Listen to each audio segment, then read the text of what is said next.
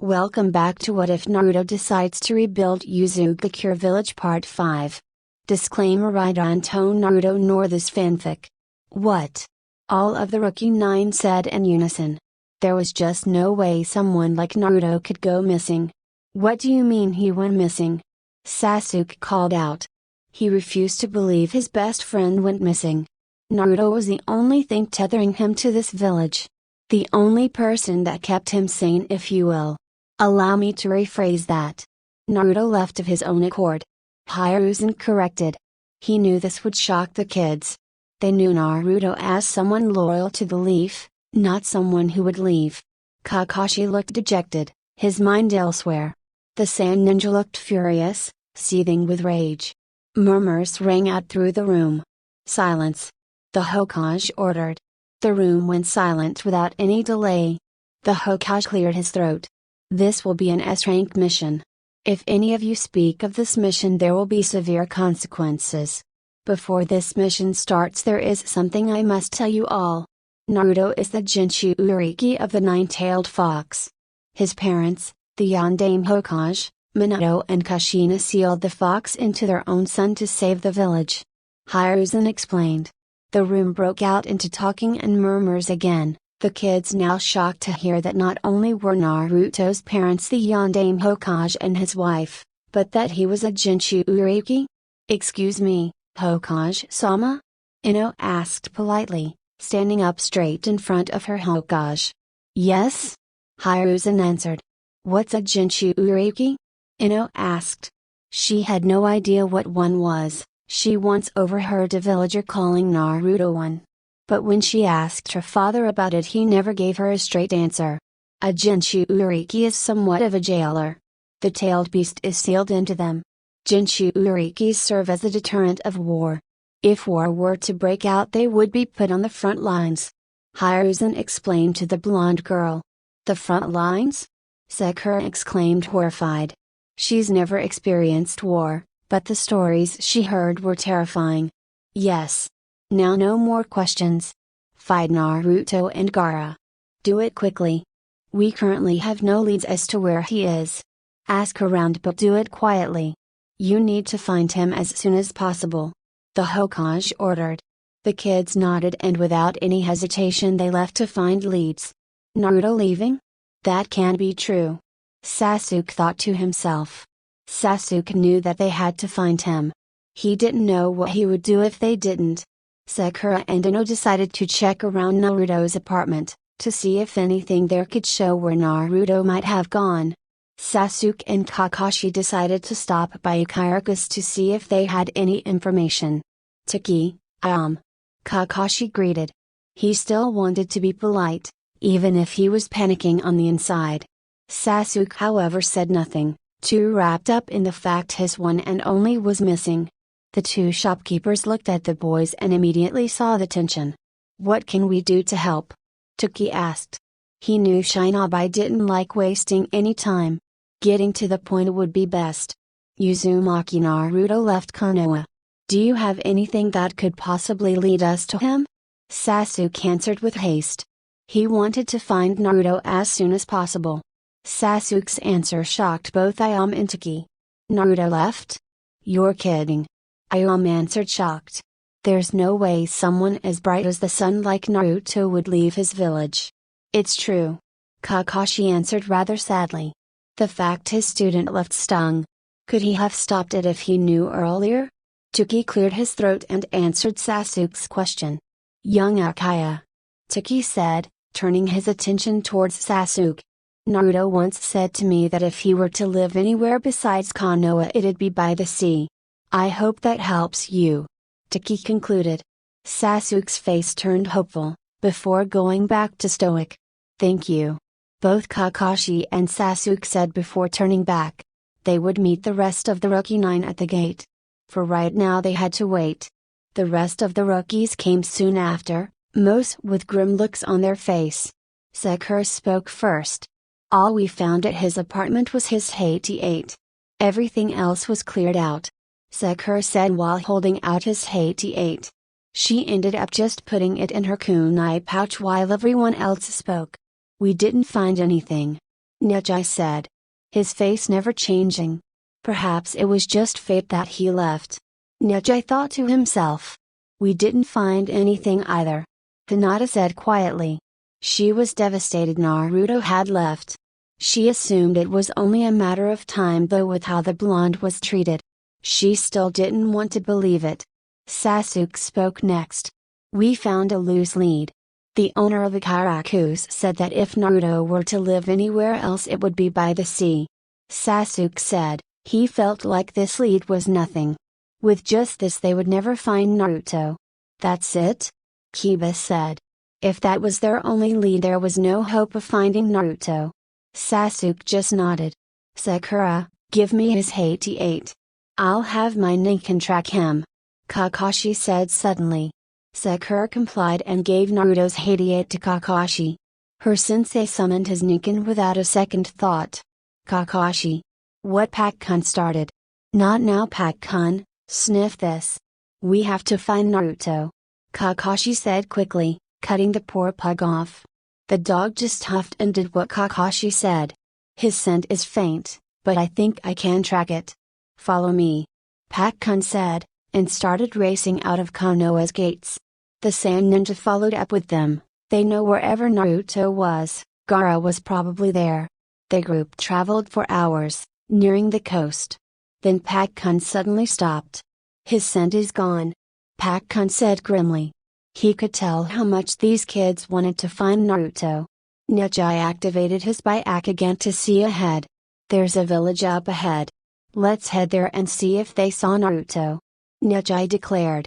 Everyone nodded and headed towards the small village. They asked around, asking if they had seen the whiskered blonde. Sasuke ended up in front of a small tonkatsu Katsudon restaurant. He walked inside and was met with an older lady. Welcome. The woman said tight-lipped. She never liked Konoha Shinobi, her brother had been killed by them. So she always met them with disdain. Excuse me, have you seen a short-haired blonde kid? He has whisker birthmarks on his cheeks, and motion blue eyes? Sasuke asked politely. The shop owner had seen him. But she wasn't going to tell a Konoha Shinobi that. It seemed like the boy was running away from them, and she definitely wasn't selling the blonde kid out. No, I haven't. Now are you buying something? The lady asked, rather annoyed. She really did hate Konoha. Sasuke just sighed, irritated and left without another word. The Rookie 9 ended up coming out empty-handed with nothing. They decided to keep looking around the coast though, they weren't going to give up this fast. The Ninja however, were getting annoyed fast. They headed off in a different direction, away from the Rookie 9 to find Gaara on their own. At the end of the day they had found nothing, and went back to the village defeated. They reported back to the Hokage with nothing. The old man sighed and dismissed them. Naruto, I will find you. I swear. Sasuke thought to himself. Naruto woke up refreshed and happier than ever. He woke up and did what was now his morning routine. Wake up, take a shower, make breakfast, wake up Gaara, then start the day. An hour after Naruto initially woke up they could finally start rebuilding uzugakure. You ready to start reconstruction Gaara? Naruto asked jokingly and with a smile. Gaara looked at Naruto with a blank stare. Number. Gaara deadpanned, which only caused Naruto to start laughing. I'm sorry Naruto said in between laughter. I'm sorry. I really am. The blonde said while wiping a small tear from his eye. Gaara just turned away from his friend, clearly dissatisfied that he was laughing. Okay, okay. I'm done laughing. Naruto said while putting his arms up in the air. If he had done this with Sakura he would have punched him for sure. Gaara laughed lightly at his friend. Let's go fix these houses alright? Gaara said with a smile. The sooner they got this done the better. Yeah, but first I wanna do something. Naruto said suddenly. The blonde looked serious, like he was thinking. What is it? Gaara said, turning around to look at Naruto fully. The blonde had his right hand on his hip. He looked like Tamari right now if Gaara was being honest. I want to see if there's a way to contact the other Uzumaki. Or at least the ones who come from Uzugakure. If Ushio contacts them, they're bound by blood, right? They'll come back? Naruto said seriously. If this were to work, Uzugakure would become stronger. Not only that, the remaining Uzumaki would have a home. But how would you do that? Gaara asked. He hoped this would work. He didn't exactly want to rebuild an entire district with just Naruto. As amazing as the blonde was, Gaara doubts they'd be able to do this by themselves. I could go back to the cave. It's a shrine dedicated to Ushio, so she should answer right? Naruto concluded. It was just a hunch, he hoped he was right though. Try it. I'll stay here while you do that. I've got to read the book on our village's architect. Gaara said. He believed in Naruto.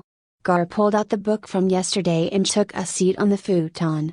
Naruto nodded at Gaara and headed out of the door. He crossed through the village to get to the Cave of Echoes. He took around the now restored houses, and how beautiful they looked. The village was painted in red, blue and gold. But Naruto couldn't admire his village any longer. He had to talk to his goddess. Naruto got the shrine in the cave a few minutes after leaving Gaara. He stepped over the skinny water moat surrounding the shrine. Naruto had no idea how to do this, so he just called out her name. Ushio? Naruto called out hesitantly. He really hoped this worked. Or else he would just look dumb. Calm down, Kit, she'll answer. Kurama interjected. This kid was such a worry-wart. How do you know? Naruto began to respond, but was ripped from his thoughts when the water started to ripple and twist, just like when Naruto first saw her. Ugh, I guess you were right. Naruto huffed. Kurama just cackled at the younger boy. I always am. The fox yelled out. Before Naruto could respond to the fox, Ushio had appeared. Yes? She asked. Naruto was silent for a moment before answering.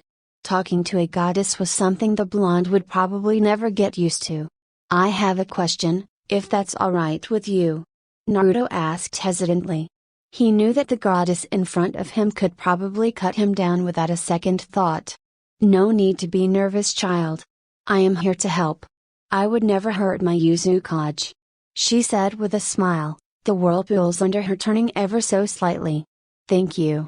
I was wondering if there was a way that you could contact the remaining Uzumaki members. Maybe send them a message about Uzugakure. Naruto asked. He had no idea if it was possible, but if anyone could do it, it was probably his goddess. That is no problem for me. I can contact all of the Uzumaki, regardless of whether or not they've given me their blood. She answered, waving her fan in front of her face to cover the bottom of her face. I shall be right back. Give me just a moment. She said, and then disappeared back into the sea. Naruto waited patiently for the deity to come back up from the depths. After about 10 minutes she emerged again. Is that all? Or is there another person you wish to contact? She said, popping up from the moat with grace. Yes, there's one more person. His name is Haku. He hails from the Yuki clan, known for their Isekai Genkai. Naruto said politely, his goddess was already doing him a huge favor. He wanted to be as respectful as possible. Of course, Naruto. She said with a smile as warm as the sunset. The goddess then disappeared into the sea once again. However, she didn't take as long to come back. It's done. Ushio said, coming out of the water again. Naruto smiled happily at his deity. She really is the best. Naruto thought to himself. Thank you. Naruto said happily. Things were going great for him today. Ushio simply smiled at her Uzukage. Perhaps he would be the best of his time. Naruto, you can read the scroll of leaders in the secret room in the library. There you may read and learn about the Uzukage before you. Ushio said, giving him permission to read the sacred scroll. This boy was her village and her people's future. Naruto smiled at her once again. Thank you. He said, forever grateful for the goddess in front of him. In 2 days she had helped him tremendously. No need to thank me, child. Now you must be going. I can feel a few people getting close to the border. I didn't expect them to show up so soon. Ushio said, her voice sounding soothing as ever. The goddess began to descend back into the sea, but before she completely went she gave Naruto a slight peck on the cheek and wished him good luck. The blonde blushed and smiled again. After Ushio left he ran out of the cave back to the house where Gaara still waited. Naruto swung the door open, startling Gaara. Gaara! Naruto yelled while running in. Gaara dropped his book at the blonde's sudden entrance. Okay, so the thing with Ushio worked. She said people were kind of on their way. So I'm kind of nervous, but it'll be worth it. Naruto rambled to Gaara. Gaara soaked up the information, realizing people are actually on the way now. Wait, people are on their way? Gaara asked incredulously. If people were on the way, then wouldn't they have to introduce themselves? Yeah. I'm gonna go greet them, Naruto said, turning around and heading straight for the port. Gaara just sighed and followed after the blonde. The two made it there rather quickly. They were greeted by a messenger crow and a woman and a boy. Both have vibrant red hair. The messenger crow went up to Naruto. He took the scroll but didn't get the chance to read it since the girl started talking. My name is Uzumaki. This is my brother Kazuya. Our parents came from uzugakure. We were born after its destruction. Our parents will be here shortly. My dad used to work at the forge here. The girl, Faka, explained. Kazuya stayed silent. He looked timid and scared. His eyes stayed on Gaara for most of the time. Naruto just decided to talk instead. Thank you for coming. I understand how important this village is to your parents, Naruto said with a smile. The smile put Faka at ease. Before she seemed tense, but now she was more relaxed. Thank you. We've been waiting for a place to call home for a while now. My family has been hopping from place to place, trying not to get caught. Faka explained with a smile. She felt safe in this village, safe with the blonde boy in front of her. Who is technically the Uzukage. Oh right. He's the Uzukage. She thought to herself. Oh. I'm so sorry. Your name is Naruto, right? I'm sorry, you're the Uzukage, right? Faka stuttered out. She seemed nervous again. So did her brother. He seemed more on edge than before. Naruto noticed how tense the two became. He gave her another smile to calm her down. Oh, yeah, I'm the Uzukage. But there's no need to be so nervous. I'm still a regular person. I like to interact with the villagers, Naruto said honestly. He wanted them to feel at home, not scared or tense. She knew cages to be untouchable, cold, demanding even. Faka never would have guessed one would be so welcoming and kind. Then her brother Kazuya spoke up. You've been holding that scroll since we got here. What's in it? Kazuya asked, clearly skeptical of the situation. He knew not to trust people easily. Last time his family did that they got hurt, and he almost lost his sister. He couldn't let that happen again. Naruto looked at the scroll in his hand and opened it.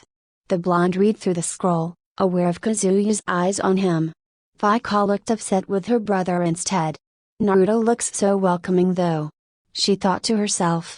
Gaara was too busy watching Kazuya. He wouldn't let Kazuya hurt Naruto under any circumstances. Naruto closed the scroll suddenly. It was just a message from one of my friends saying it'll take them a few days or so to get here. I invited them to Uzugakure a while back.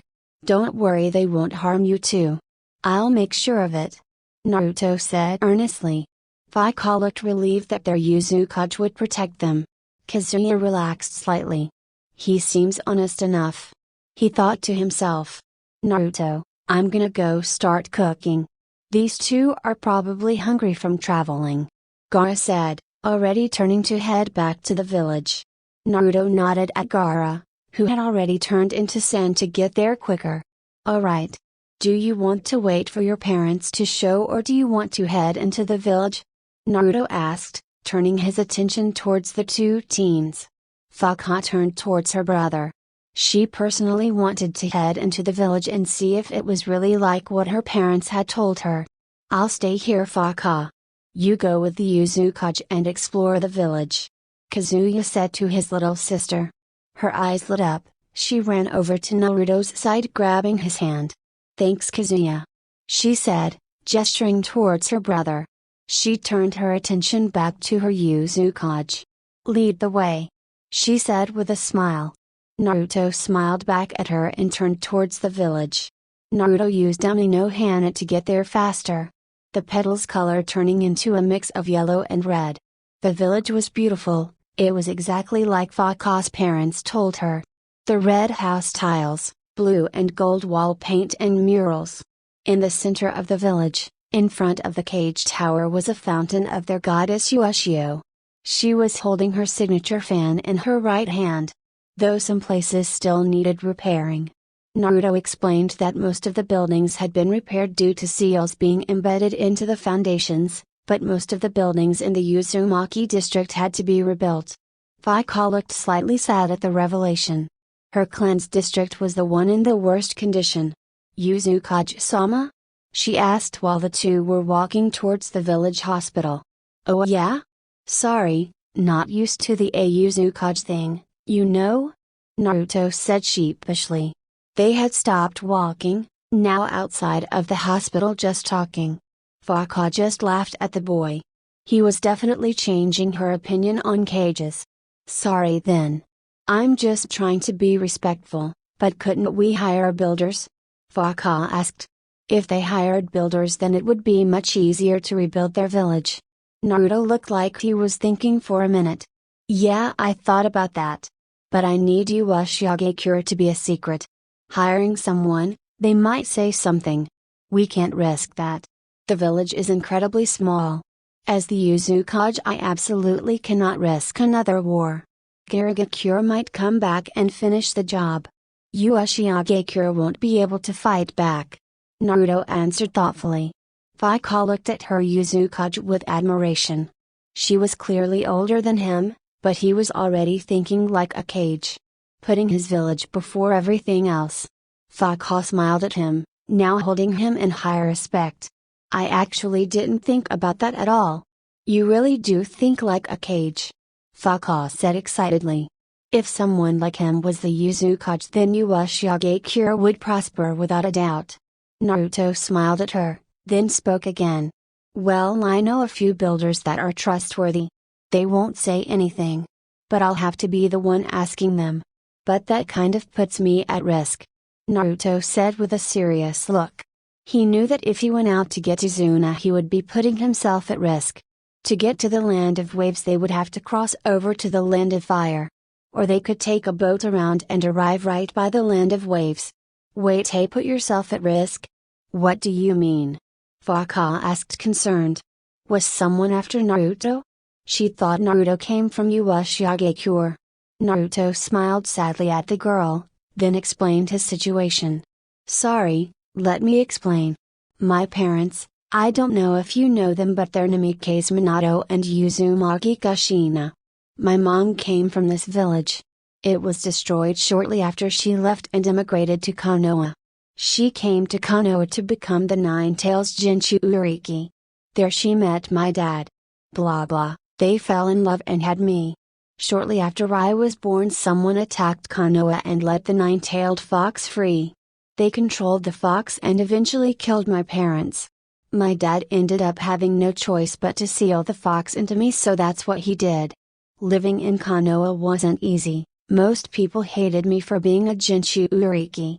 Fast forward, me and the fox became friends and he told me about Uzugakure. And then I kind of ended up here. But all of that makes it harder to get to the land of waves. Naruto explained as shortly as he possibly could. He didn't want to bore the poor girl. Faka looked saddened by her Kage's story. He was hated by Konoha? She thought. And because you left Konoha, they're looking for you? Faka said, basically finishing his story. Naruto nodded sadly. He didn't want Konoha to discover Uzugakure too quickly. I'm sorry Uzukage-sama. But I might have an easier way to get to the land of waves. Faka said to Naruto. She wanted to help him in any way possible. Naruto looked up at the girl in front of him, his eyes shimmering in hope. What is it? He asked, he couldn't keep the excitement out of his voice. My brother and I can kind of teleport. We've been to the land of waves before. We set a seal there. So if me and my brother hold hands, we can't teleport there. We can teleport other people too. Fuka explained. Naruto looked at the girl like she said something insane, which she did, but in a good way. Do you think we could do that now? Naruto asked, seriously.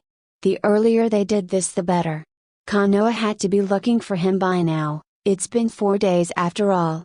Of course we can right now, she said happily. She was glad she was able to give Naruto a way to achieve his goal. Naruto grabbed the girl's hand quickly and went back to the port. Her brother was still there, clearly startled by the sudden arrival. Okay, stay here Fuka. I've got to go tell my friend Gaara, Naruto said, his voice never wavering. Fuka nodded at her Uzugakure. He then turned around and headed straight for the house. In the house Gaara was cooking a huge assortment of food. Gaara, that's a lot of food, Naruto said, in disbelief, that his friend was able to cook so much food in a short period of time. You think so? Gaara said, looking at all the food he cooked. Maybe he went a little overboard. Maybe, but me, Fuka and Kazuya are going to go hire builders. Don't worry, they're trustworthy, Naruto reassured. He didn't want to worry Gaara. The redhead looked at his friend skeptically. He didn't trust Kazuya yet. I'm going with you, Gaara said, leaving no room for argument. Naruto just nodded, deciding not to start an argument he wouldn't win. Before they left, Naruto took out his dad's kunai and marked the house so that they could get back easier. The two went back to the port where Fuka and her brother were waiting. She had already told her brother the plan, so now they just had to execute it. Beforehand they left a note to their parents just in case their parents got there before they got back. The 4 kids joined hands and teleported to the land of waves thanks to the 2 siblings. They were right in front of the bridge Tazuna had built. The Great Naruto Bridge. It read. Naruto had forgotten all about that. So you're famous in other areas as well? Gaara said with a sly smile. Naruto's cheeks flushed up. The blonde turned away while Fuka chuckled. Ugh, shut up. Let's go find them, Naruto said embarrassed. Kazuya was trying his hardest to not laugh at his Uzugakure. That would be disrespectful after all. Naruto and Gaara stayed in the trees and high up areas while Fuka and Kazuya searched the streets for Tazuna and Inari. They kept coming up empty, so Naruto decided to head straight for their house. Naruto transformed into a pretty woman and told the others to follow him. Tazuna's house was a little away from the main village, but just to be sure he kept up the transformation jutsu. Naruto made it to the doorstep and knocked. As soon as Tazuna's daughter, Tsunami, answered the door, Naruto forced himself in. Gaara, Fuka, and Kazuya teleported in after Naruto. Tsunami turned around, clearly shocked that there were now 4 shinobi in her house. Naruto dropped the transformation jutsu and slapped down a privacy seal. Who are you? Tsunami yelled out. Her yelling caused Inari and Tazuna to come downstairs. Naruto turned around to face the small family. Them recognizing him caused them to drop their guards. Naruto? All 3 screamed out, causing Gaara to make an annoyed face. The redhead probably thought they were being too loud. Hey guys! I need your help, Naruto said with a cheery smile. Inari looked at the older boy and the other 3 strangers in the house. Where's Sakura and Sasuke? Inari asked innocently. But the question caused Naruto to lose his smile and turn serious. A change that didn't go unnoticed. What's wrong, son? Tazuna asked. Naruto looked unusually serious at the mention of his teammates. Did they have a fallout? Tazuna thought to himself. I left Konoha. That's it. I'm living in a different village now. Konoha wants me back. I need your help to rebuild the village I'm living in, Naruto explained shortly. He didn't want to waste any more time. It was better if they didn't have the full story. If Konoha were to capture them and torture them for information, they wouldn't get a lot. You left? But why? Konoha is Inari started, ready to argue. Naruto was an admirable ninja, but why would he leave his village? Inari. Tazuna yelled out, effectively shutting the kid up. We don't need to know Naruto's reasoning. If he left it was for a good reason, don't doubt the boy who saved us. Tazuna said, correcting his grandson. The old man held Naruto in high respect. The blonde boy never did something without a reason. But Inari started again. But this time his mother cut him off. No, your grandfather is right. Naruto must have a good reason. Tsunami interrupted. Naruto smiled at the two for defending him. He knew this was probably confusing for Inari. Naruto, how can we help you? Tazuna asked, turning his attention towards Naruto. Naruto turned serious again. I just need to rebuild a district in the village, that's it. It might take a while though. You might have to stay in the village for a little bit. You also can't tell anyone about it. Please, I know it doesn't make sense. Just keep this a secret.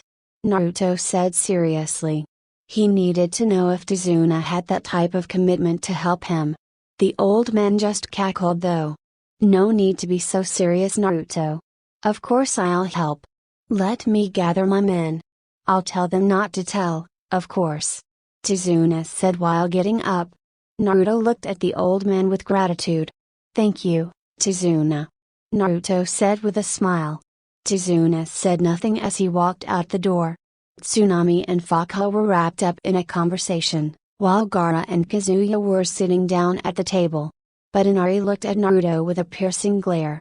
Inari ran upstairs to his room. Naruto started after the younger boy.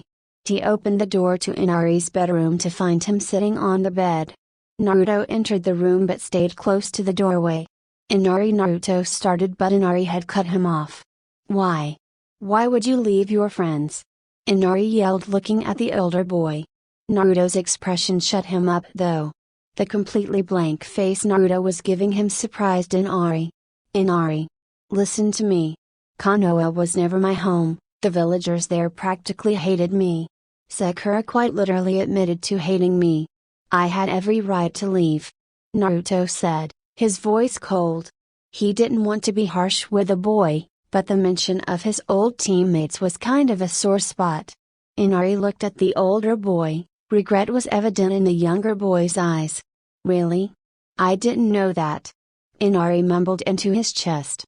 Naruto just smiled at https://archive.org/works/381117976248167#works in99 It's fine, you didn't know. Naruto said. Inari looked like he wanted to say something else though. What is it? Naruto asked, looking at Inari. Inari looked up at Naruto. Well, can I come with you? Well, with Gramps to this other village? Inari asked timidly. He still felt bad about what he said to Naruto. Naruto just smiled at Inari and said sure. The boy's eyes lit up with happiness. The two went back downstairs soon after the conversation. I mean Naruto. Faka stammered out. She had almost slipped up and blew her Uzukage's cover. Naruto just smiled at her. Yeah? Naruto asked, still smirking at the girl in front of him. Is it alright if Mrs. Tsunami comes with us? She wants to check out the village. Faka said with enthusiasm. In these few minutes she grew a liking to the black-haired woman. Yeah sure, it doesn't matter to me. Naruto knew that they wouldn't sell them out to Konoha.